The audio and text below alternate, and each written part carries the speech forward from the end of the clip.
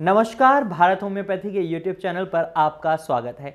आज इस वीडियो में हम बात करने वाले हैं विटिलिगो के दौरान पेशेंट्स कुछ ऐसे काम करें या कुछ ऐसी टिप्स को फॉलो करें जिनकी मदद से वो अपनी इस प्रॉब्लम से जल्दी छुटकारा पा सकते हैं। तो मैं आज आपको ऐसे 5 टिप्स देने वाला हूं जिनकी मदद से आप अपनी विटिलिगो की प्रॉब्लम से जल्दी छुटकारा पा सकते हैं या उसे जल्दी ठीक कर सकते हैं। तो सबसे पहले आपको अपने उस फैक्टर पर काम करना पड़ेगा कि आपके शरीर में किसी भी चीज की अगर डेफिशिएंसी है आप उसे फुलफिल करें।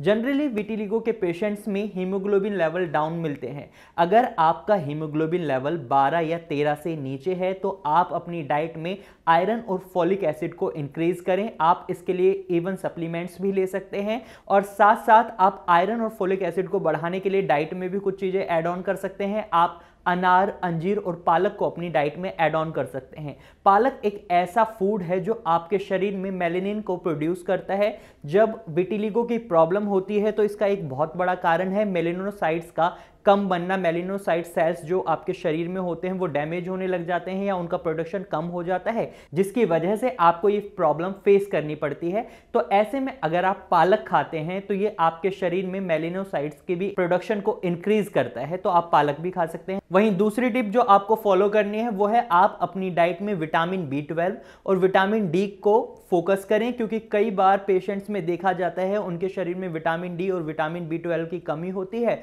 और ये दोनों विटामिन ऐसी हैं जो आपके शरीर में इम्यून सिस्टम को बूस्ट करती हैं।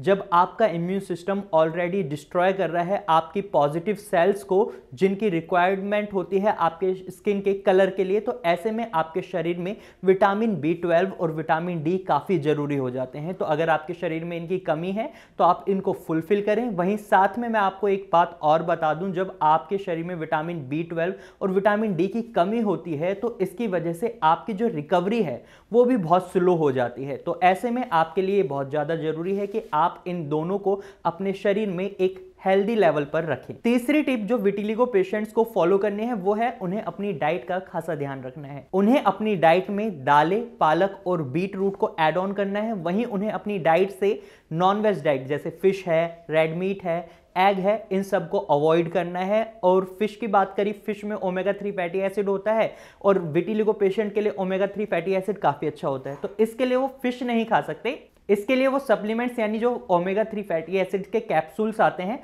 वो खा सकते हैं, लेकिन वो फिश नहीं खा सकते। उन्हें नॉनवेज डाइट को बिल्कुल अवॉइड करना है और साथ ही साथ वो अखरोट, बादाम, काजू ये सारी चीजें भी खा सकते हैं, लेकिन उन्हें नॉनवेज डाइट को अवॉइड करना है। ये मैं बार बार इसलिए बोल रहा हूं, कई बार पेशेंट्स गलतियां कर देते हैं और फिर उनका जो विटिलिगो की प्रॉब्लम है वो बढ़ती जाती है। तो ऐसे में आपको इस बात पर भी ध्यान दें। तो चौथी टिप जो विटिलिगो पेशेंट्स को फॉलो करनी है वो है मिक्स कॉम्बिनेशन ऑफ फूड से उन्हें बचना है।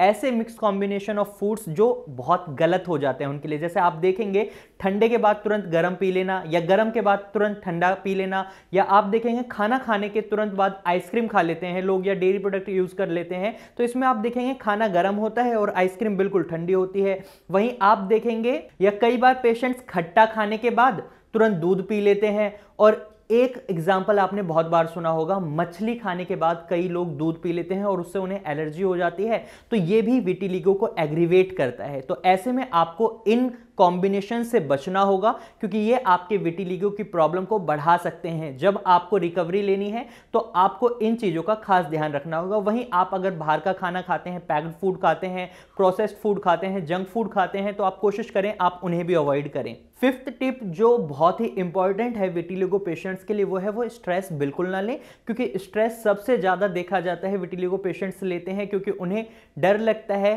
पब्लिक को फेस करने में, उन्हें डर लगता है बाहर निकलने में, उन्हें लगता है कि लोग उन्हें जज कर रहे हैं ड्यू टू देयर प्रॉब्लम। तो ऐसा ना करें, आप अपने आप को नॉर्मल रखें, आप इसको प्रॉब्लम ना समझें। जब तक आप इसको प्रॉब्लम समझेंगे जब तक आप क्योर नहीं हो सकते। तो इसलिए आप स्ट्रेस को बिल्कुल अवॉइड करें। आप स्ट्रेस से बचने के लिए योगा कर सकते हैं, आप वॉक कर सकते हैं, आप एक्सरसाइज भी कर सकते हैं, और इवन आप अगर सॉन्ग सुनने से आप स्ट्रेस फ्री फील करते हैं तो आप म्यूजिक का भी सहारा ले सकते हैं। कोशिश करें आप स्ट्रेस ना लें, क्योंकि अगर आप स्ट्रेस लेते हैं तो कोई भी डॉक्टर आपको ठीक नहीं कर सकता, क्योंकि स्ट्रेस एक बहुत बड़ा कारण है विटिलिगो को बढ़ाने का। तो ऐसे में आपको अपने स्ट्रेस पर भी काम करना होगा, और स्ट्रेस जब आप लेते हैं तो आपको कई और प्रॉब्लम्स भी हो सकती हैं, जैसे आपको IBS भी हो सकता है। अब मैंने आपको जो ये 5 टिप्स बताई हैं ये आपकी फास्ट रिकवरी की में तो हेल्प करेंगे, लेकिन ये कब आपकी रिकवरी में हेल्प करेंगे? जब आप कहीं से मेडिसिन ले रहे होंगे, एक प्रॉपर ट्रीटमेंट ले रहे होंगे। अगर आप बिना ट्रीटमेंट के इन टिप्स को फॉलो करते हैं तो आपको आराम तो मिलेगा, लेकिन आपकी जो प्रॉब्लम है वो वहीं की वहीं रहेगी, वो जल्दी ठीक नहीं होगी।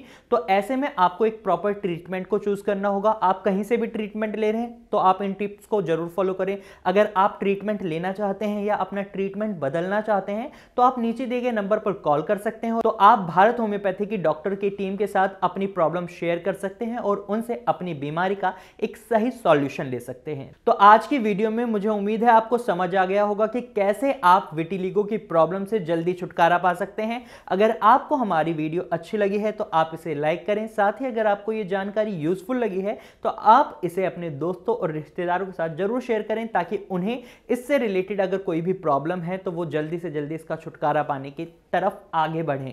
और अगर आप ऐसे ही इंफॉर्मेटिव वीडियोस और देखना चाहते हैं तो आप हमारे चैनल को अभी सब्सक्राइब करें।